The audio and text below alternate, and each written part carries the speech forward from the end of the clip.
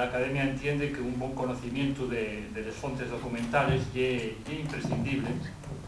tanto para cualquier investigador que se dedique al conocimiento de la historia del dominio, como también a cualquier investigador que pretenda tener un fondo de conocimiento de nuestro idioma y de la nuestra lengua, ¿no? Hay que ir a las fontes, y así no lo entendió la Academia, porque todo lo que nos sella eso es hacer castillos en el aire, ¿no? Y de ahí que encamitare pues, a toda una riestra de estudiosos y que fomentare también la edición de los trabajos y de esas investigaciones fechas y llevarse a cabo en los archivos y en las bibliotecas. Para los que nos dedicamos a la docencia de la lengua asturiana y a la investigación de la lengua asturiana, para ellos es importante este labor,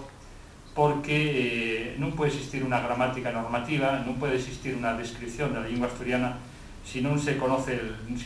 la súa diacronía, si non hai un conocimiento da fecha de la súa evolución histórica, en definitiva, si non se dan los pasos necesarios para disponer de una gramática histórica en condiciones, ¿no?